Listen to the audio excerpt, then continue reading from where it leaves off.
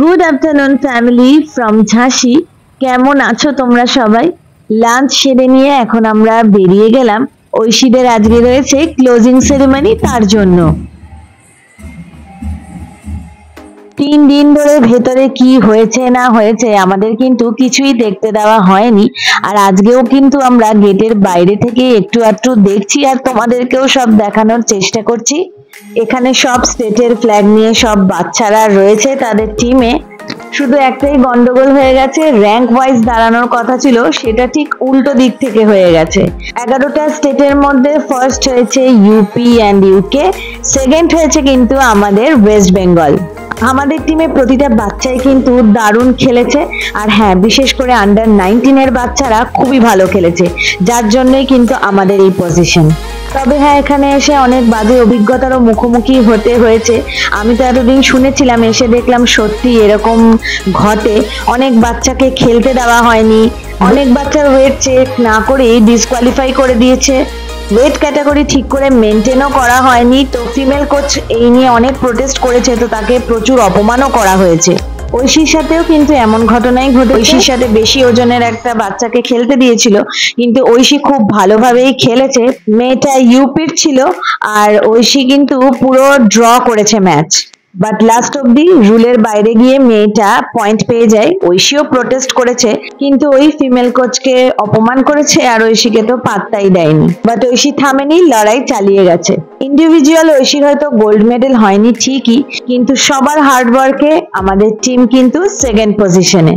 As a parent আমরা খুশি ঐশীর সাহসিকতার জন্য, আনফেয়ার গেমে ফেয়ারলি যে ও খেলেছে, ওর অনেস্টি, আর সবচেয়ে বড় কথা এত বড় জায়গায় যে ও আসতে পেরেছে, যে রেকগনাইজেশনটা পেয়েছে আর যা অভিজ্ঞতা হয়েছে, যেটা ওর পরে কাজে লাগবে।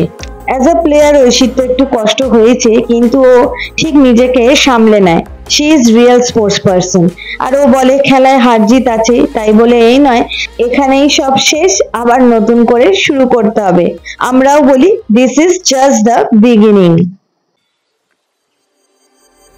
কাল বাড়ি ফিরতে ফিরতে সন্ধে হয়ে গেছে, আর সেরকম কিছুই শুট করিনি মাঝে। আর আজকের দিনটা, কালকেই আমাদের ট্রেন, আর আজকের দিনটা আমরা বাড়িতে থাকবো, তাই হীরক প্ল্যান করলো একটু কোথাও ঘুরু ঘুরু করে আসা যাক। তাই একটা অটো নিয়ে আমরা রওনা হয়ে গেলাম ওরছার দিকে। এখন বাজে সকাল 10:30। পৌঁছাতে আমাদের আধ ঘন্টা মতো সময় লাগবে। ওরছাও কিন্তু একটা ঐতিহাসিক দর্শনীয় স্থান, আর এই জায়গাটা কিন্তু মধ্যপ্রদেশে রয়েছে। হীরকের কাছে কিন্তু এই ওরছার ব্যাপারে অনেক কথাই শুনেছিলাম, খুব সুন্দর নাকি জায়গাগুলো যেগুলো আমরা দেখতে যাচ্ছি। তো চলো আরো একটা নতুন জায়গা আমরা তোমরা সবাই মিলে এক্সপ্লোর করি। আর ঝাঁসি থেকে যে আমরা ওরছা যাচ্ছি, আমরা অটো বুক করে নিয়েছি, তো আমাদের 700 টাকা লাগছে। যেদিকেই তাকাচ্ছি সবুজ আর সবুজ, আমার এত ভালো লাগছে। এই কদিন বেশ সবুজের মধ্যেই কিন্তু আমরা রইলাম। এই আমরা এবার ওরছা ঢুকছি। ওরছাতে ঢুকেই সামনে এরকম দুটো গেট রয়েছে। তো এটা প্রথম গেট, গণেশ ফটক। এখানেই কিন্তু আমাদের অটো ছেড়ে দিতে হয়েছে, কারণ এর মধ্যে কোনো রকম ইউপির অটো আর যাবে না। তো আমরা হেঁটে এখন যাচ্ছি ওই সেকেন্ড গেটের দিকে। আর সেকেন্ড গেট দিয়ে ঢোকার পরেই ওরছার এই বিখ্যাত রাম রাজা মন্দির। ভারতবর্ষে একমাত্র এই মধ্যপ্রদেশের ওরছাতেই কিন্তু ভগবান রামকে রাজা হিসেবে পুজো করা হয়। প্রতিদিন হাজার হাজার ভক্তের, পর্যটকদের তো সমাগম ঘটেই। কার্তিক পূর্ণিমা, রামনবমী, শিবরাত্রি, বসন্ত পঞ্চমী, মকর সংক্রান্তিতে হাজার হাজার নানা জায়গা থেকে মানুষের সমাগম ঘটে। মন্দিরের ভেতরে তো তোমাদের নিয়ে যেতে পারলাম না, ক্যামেরা বা মোবাইলে শুট করা অ্যালাউ নয়। আমাদের খুব ভালোভাবেই দর্শন হলো। আর জানো তো, এখানে পুলিশ কর্মীদের মনোনীত করে প্রতিদিন একটি গার্ড অফ অনার অনুষ্ঠিত হয়। আর মন্দিরে রামরাজাকে ভোগ নিবেদনও নাকি রাজকীয় ভাবেই করা হয়। রামরাজা মন্দিরের পাশেই এই বিশাল প্রাসাদাকারের মন্দিরটা রয়েছে, চতুর্ভুজ মন্দির। চলো ভিতরে যেতে যেতে এরও কিছু কথা তোমাদের সাথে শেয়ার করি। রাজা মধুকর শাহের পত্নী গণেশ কুঁয়ারী ছিলেন রামের ভক্ত। 1554 সালে রাজা তার স্ত্রীর জন্য এই মন্দিরটি নির্মাণ করেন।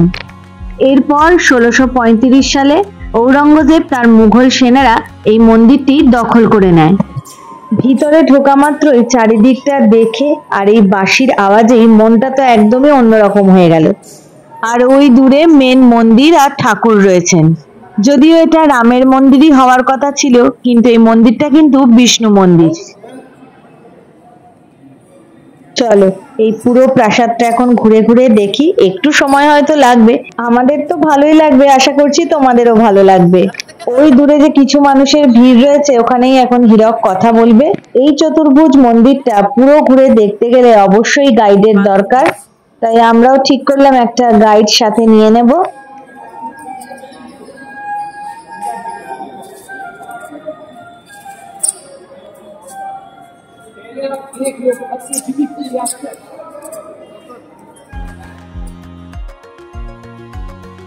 আমাদের গাইড চলে এসেছে, এবার আমরা ভিতরে ঢুকবো।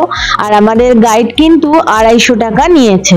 তবে হ্যাঁ, চতুর্ভুজ মন্দির আর এরপরে যা কিছু আমরা দেখব অনলাইনে টিকিট কেটে নিয়েছি, আর সবের জন্য একটাই টিকিট, মাথা পিছু 50 টাকা, ঐশীর কোনো টিকিট লাগেনি। ভিতরটা মাঝে মাঝে অন্ধকার আর এদিক ওদিক সিঁড়ি, আর সিঁড়িগুলো খুব খাড়া। এটা সত্যি ভুলভুলাইয়া। চারিদিকে যে কত রকমের দরজা, কত সিঁড়ি, কোথা থেকে যে কোথায় যাচ্ছি, সত্যি কিন্তু গাইড ছাড়া কখনোই এখানে একা ঘোরা যাবে না। আর হ্যাঁ, মনে থাকতে থাকতে আর একটা কথাও বলে দিই, এই চতুর্ভুজ মন্দির কিন্তু সকাল 9টা থেকে বিকেল 5টা পর্যন্ত প্রতিদিনই খোলা থাকে। এই চতুর্ভুজ মন্দিরের অর্থ হলো 4টি বাহু বা হাত, যা বিষ্ণুকে স্মরণ করেই করা হয়েছে। আর ওই দূরে দেখা যাচ্ছে ওরছা ফোর্ট। এই মন্দিরে ঢোকার সময় তোমাদেরকে বললাম এখানকার রানী ছিলেন রামের ভক্ত। তিনি রানীমহল থেকে রামের মূর্তিটি এখানে স্থাপন করতে চেয়েছিলেন, কিন্তু বারবার বাধা আসছিল। বলা হয় রাম নাকি এখানে আসতে চাননি। তাই রাজা মধুকর শাহ ভগবান বিষ্ণুকে এনে এখানে প্রতিষ্ঠা করেন, আর রামের পুজো হয় এই রাম মন্দিরেই, যেটা রাজাই বানিয়েছিলেন। আর একটু আগেই আমরা ঘুরে আসলাম। ওপর থেকে রাম মন্দিরটা দেখতে তো ভীষণই ভালো লাগলো। আর এই ফোর্টের ভেতরে এরকম ছোট ছোট বারান্দা রয়েছে আগেকার দিনে, তো সেখান থেকে আবার বিষ্ণু মন্দিরটা ভালোভাবে দেখা গেল। যত উপর দিকে উঠছি ভিউটা দেখেছো কি সুন্দর লাগছে, চারিদিকে শুধু সবুজ আর সবুজ, তার সাথে ছোট ছোট পাহাড়। আর এখান থেকে দেখা যাচ্ছে ওই দূরে চণ্ডী মন্দির। এই চতুর্ভুজ মন্দিরের উচ্চতা কিন্তু 105 মিটার, মানে 344 ফিট। আমাদের যে গাইড করছেন সেই ভাইয়ের কাছে এই মন্দিরের সব ইতিহাস জানতে জানতে আমরা পৌঁছে গেছি মন্দিরের একদম উপরে।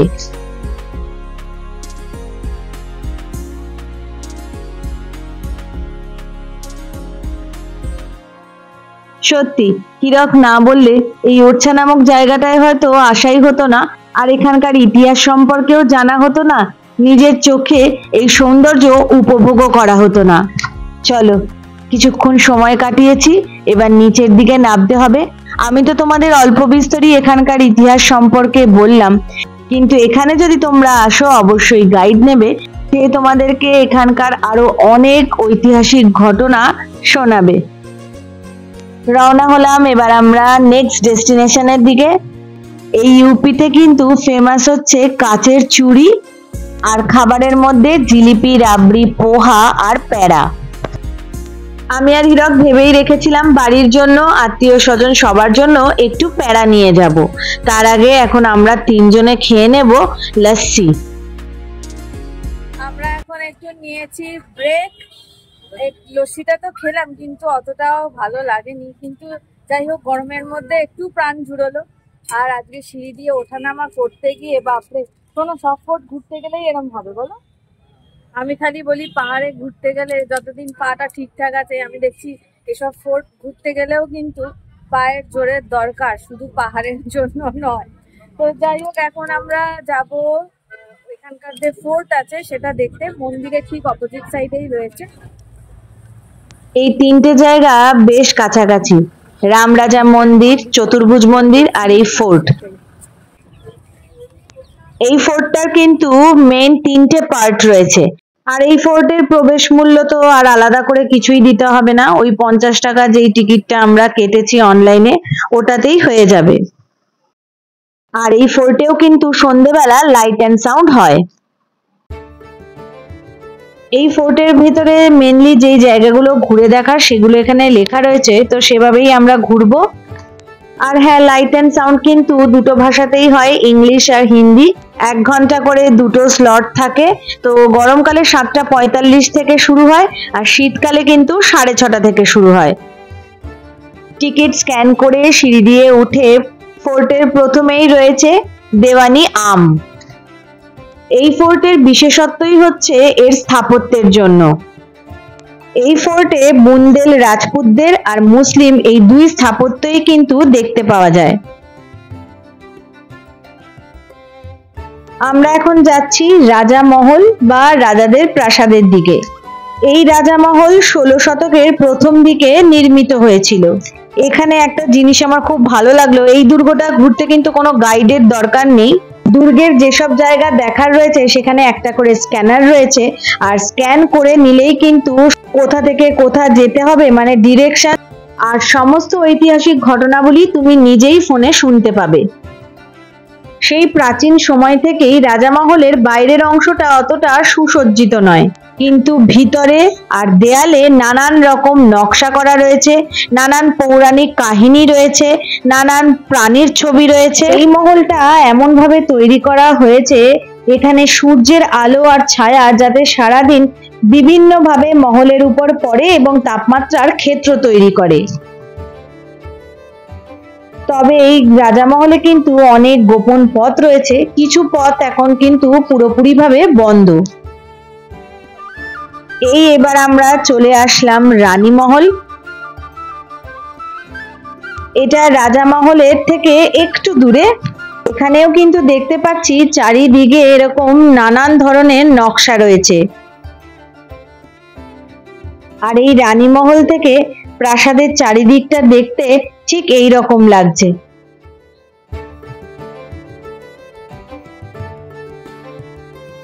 এই রানীমহলের দেওয়ালেও কিন্তু রয়েছে নানান পৌরাণিক কাহিনী, প্রাণী, দেবতা, মানুষের সামাজিক ও ধর্মীয় বিষয়ের নানান কাহিনী। এখানে পরপর অনেকগুলি ঘর রয়েছে, কিন্তু এখন সব বন্ধ করা রয়েছে, তাই আর ওদিকটায় গেলাম না। জানা যায় এই মহলের একটি অংশকে রামের মন্দিরে রূপান্তরিত করা হয়েছিল। তোমাদের বললাম না যে এখানকার রানী রামের ভক্ত ছিলেন, আর রামের মূর্তি প্রথমে রানীমহলেই স্থাপন করা হয়েছিল, পরে তা স্থানান্তরিত করা হয়।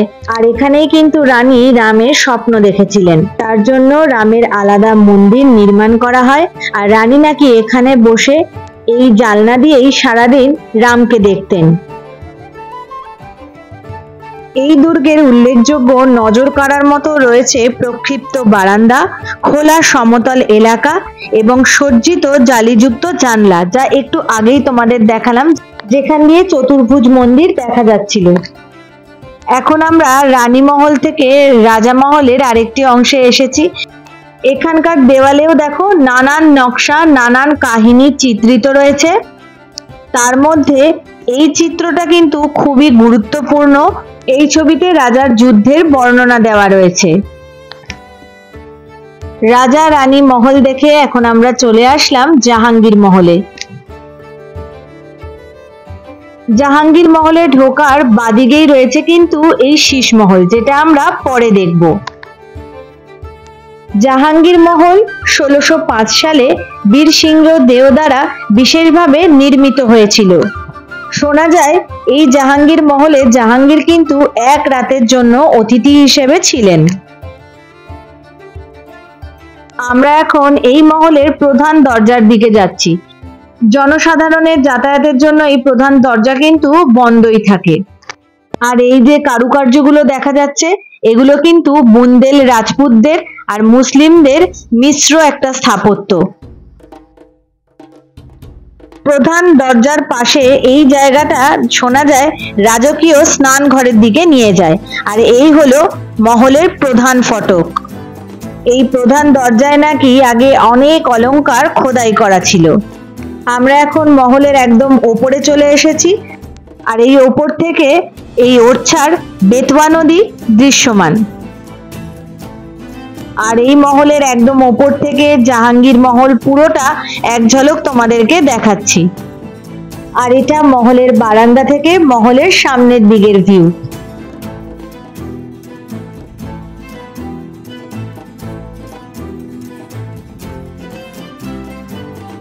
জাহাঙ্গীর মহল থেকে বেরিয়ে এখন আমরা চলে এলাম শীষ মহলে।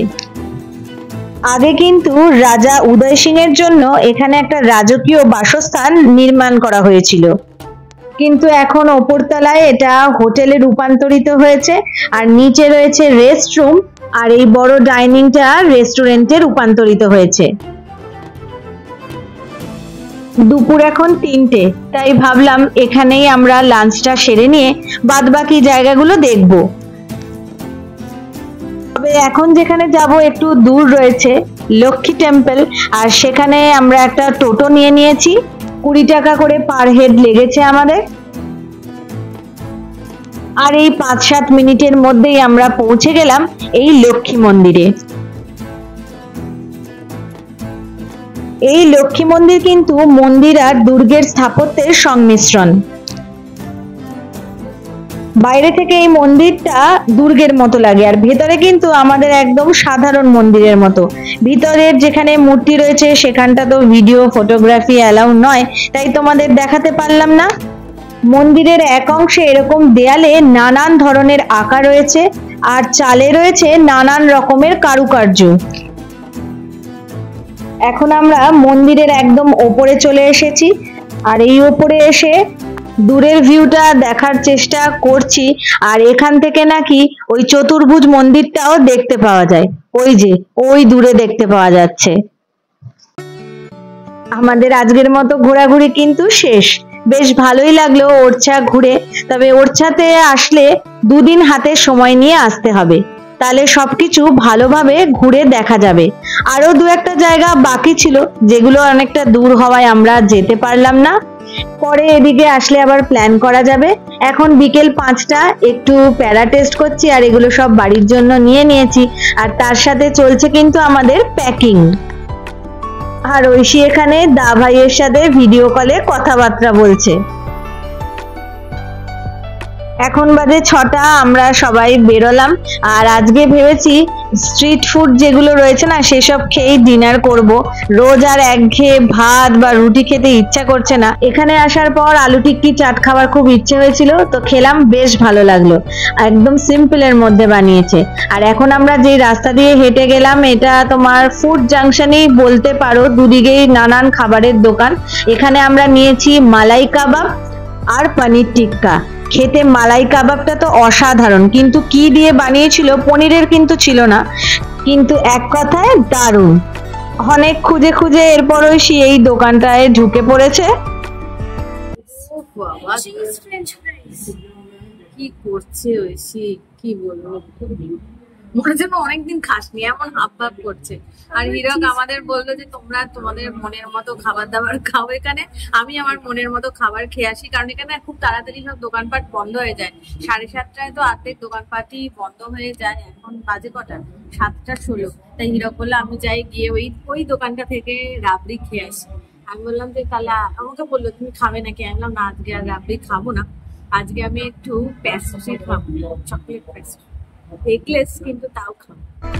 ঐশী নিয়েছে চিজ পিজা, আমরা আর আজকে পিজা খাচ্ছি না, আর আমি তো নিয়েছি এই চকলেট প্যাস্ট্রি।